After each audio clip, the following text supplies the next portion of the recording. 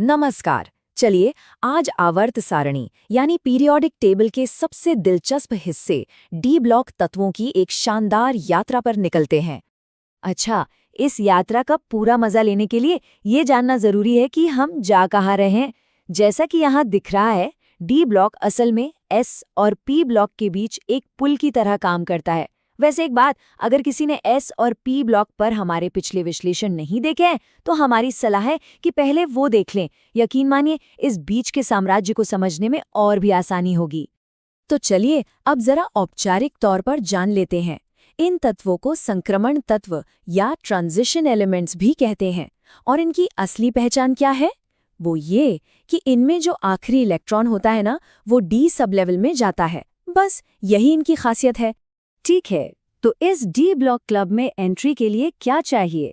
समझिए कि ये एक सीक्रेट कोड है।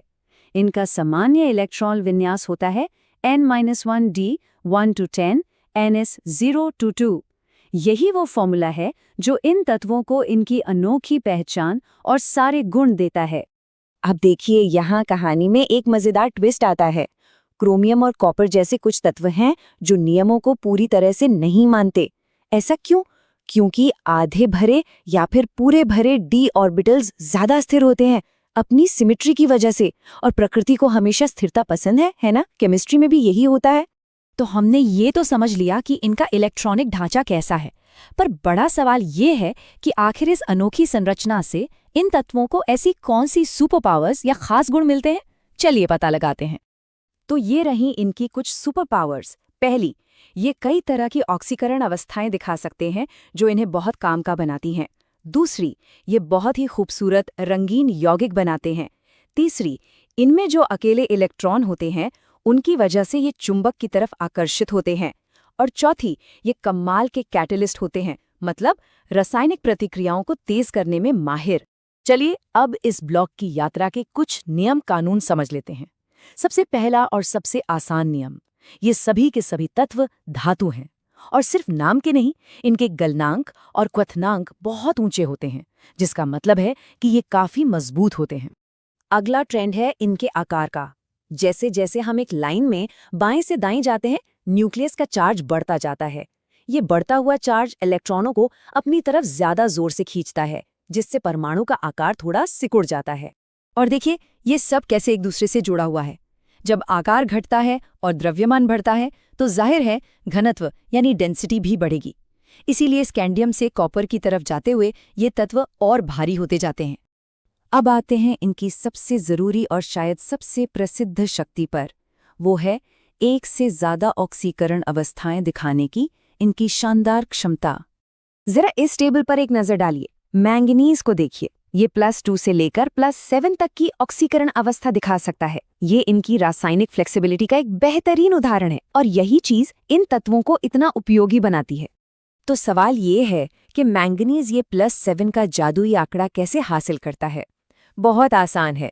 इसके 5 डी इलेक्ट्रॉन और 2 एस इलेक्ट्रॉन, ये दोनों ही रिएक्शन में हिस्सा ले सकते हैं।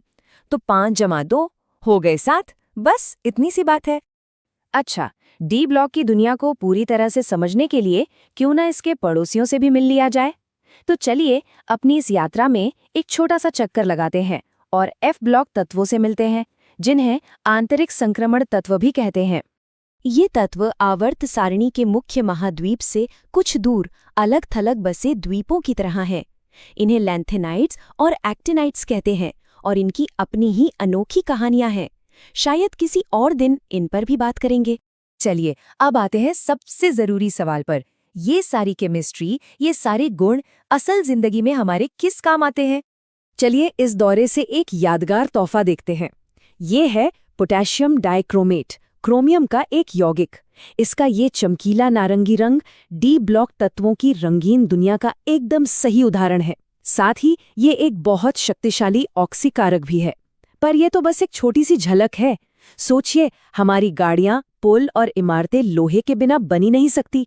हमारे घरों में बिजली तांबे के तारों से पहुंचती है और हवाई जहाजों के मजबूत हिस्से टाइटेनियम से बनते हैं। तो ये बात तो साफ है कि ये तत्व हमारी आज की दुनिया की नींव हैं। ये सिर्फ पीरियोडिक टेबल में बने कुछ डिब्बे नहीं हैं, बल्कि ये वो सामान हैं जो हमारी दुनिया को आकार देते हैं, उसे रंग देते हैं और उसे ताकत देते हैं। तो जाते जाते एक सवाल छोड़ जाते हैं। अगली बार जब कोई स्टील का बर्तन हाथ में आए या फोन चार्ज पर लगे, तो क्या एक पल के लिए ख्याल आएगा कि इनमें कौन सी संक्रमण धातुएं मौजूद हैं? सोचिएगा जरूर।